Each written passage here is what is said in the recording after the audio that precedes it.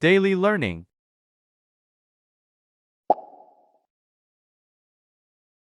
In the quiet arms of summer.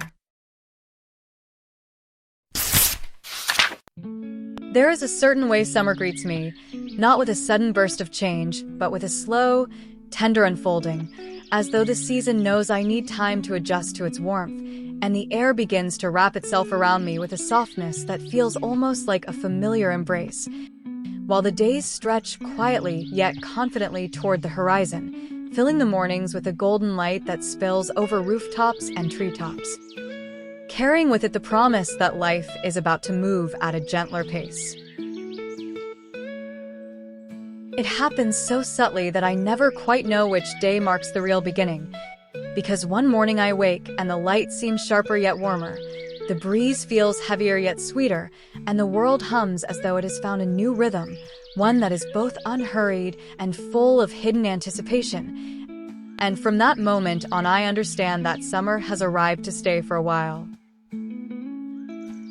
The transition feels like the loosening of something tight within me, the easing of a knot I didn't realize I had been carrying since the first cold day of the year. And I find myself breathing in a little deeper, as if the air itself is richer, scented faintly with wildflowers, ripening fruit, and the quiet salt of the sea far in the distance. Morning in summer has its own kind of generosity, because it arrives earlier than I expect, sometimes slipping in before I am fully awake, pulling me gently from dreams with the sound of birds whose voices seem brighter and more eager than in any other season, as if they too feel the abundance of light and want to greet it before it escapes.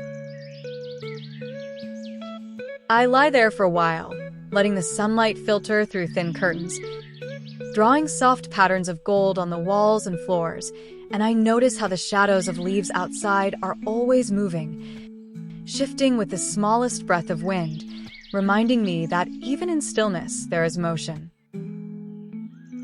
It is in those first moments of the day that I feel the full promise of summer, because the air is cool enough to be refreshing yet already carrying the warmth that will deepen by noon, and I can almost taste the slow unfolding of the hours ahead.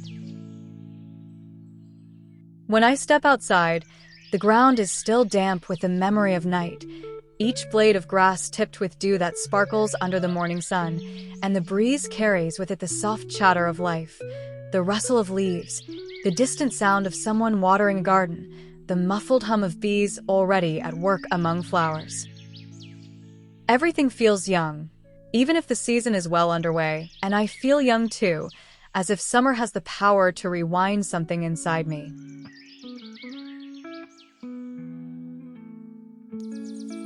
As the hours stretch toward midday, the light becomes fuller, almost weighty, pressing gently against the skin like a warm hand.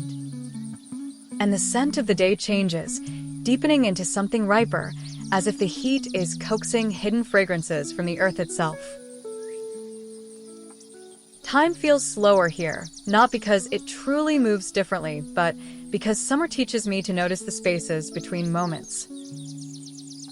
The quiet pauses when nothing extraordinary happens, yet everything feels significant. Even walking along familiar streets feels different, because the light shifts the colors of buildings, turning white walls into bright canvases and shadows into pools of cool refuge. The sound of cicadas rises like a steady pulse in the air, their song both monotonous and hypnotic, a reminder that the season is alive with unseen movement. I find myself lingering outside longer than necessary, standing in patches of sun, as though I could store the warmth in my bones for the months ahead. There is a certain honesty to the heat. It does not hide. It does not pretend to be something it is not. It simply exists, wrapping itself around everything and asking for nothing but patience in return. When afternoon comes, it arrives with a kind of fullness that makes the world feel heavy with life. As if every leaf, every flower, and every drop of water is holding more than it can contain. The sky deepens into a richer blue, the kind that seems endless if you stare too long, and somewhere in the distance the faint shimmer of heat blurs the horizon, making the air itself look like it is dancing. I love these hours because they are both the peak and the quiet, the peak of light, of warmth, of energy, and yet quiet in their slowness, as if the world has agreed to pause and simply exist for a while. The smell of freshly cut grass drifts lazily through the air, mingling with the faint sweetness of fruit that has fallen and warmed under the sun, and I can hear the occasional splash from a far-off body of water, the laughter of unseen people carried by the wind. Even the ground feels alive, radiating back the heat it has absorbed all morning, making the shade of a tree feel like a blessing you do not take for granted. By late afternoon, there is a subtle shift that is almost imperceptible unless you are watching for it. The light softens just slightly, the heat loses a fraction of its intensity, and the shadows begin to lengthen in a way that tells you evening is approaching. These are the hours when I feel most at peace, because there is still enough day left to savor, yet the knowledge of its ending makes every moment sweeter. The wind often carries new scents at this time, the faint tang of the ocean if I am near it, the warm smell of earth cooling down, the aroma of food being prepared somewhere nearby, and each one feels like a quiet invitation to slow down even further. I might find myself sitting somewhere high enough to watch the sun lower itself toward the horizon, the colors deepening into richer golds and softer pinks, and I can feel my heart slowing to match the pace of the light. Evening in summer is unlike any other evening because it does not rush toward darkness but lingers in the in-between, stretching out the last traces of daylight as if unwilling to let them go. The sky becomes a painting that changes with every breath, layers of color folding into one another until they dissolve into the deep blue of night, and in those moments there is a stillness that feels almost sacred. The air cools just enough to remind you of the comfort of movement, and the sounds of the day fade into a softer hum. The low rustle of leaves, the distant call of a bird settling in for the night, the gentle whisper of water if you are near a shore.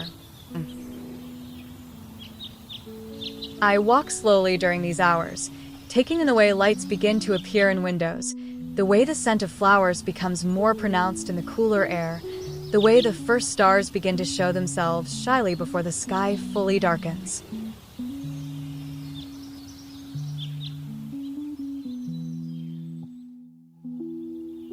Night in summer holds its own magic, quieter and more secret than the day, but no less beautiful. The air is warm enough that you can sit outside without a thought for layers or blankets, and the darkness feels soft rather than heavy.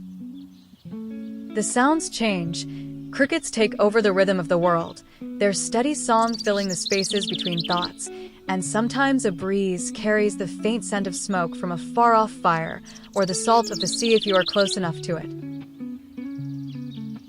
The stars seem sharper, brighter, as if they too are enjoying the warmth, and there is a calmness that settles over everything, a calmness that feels like a deep breath finally exhaled.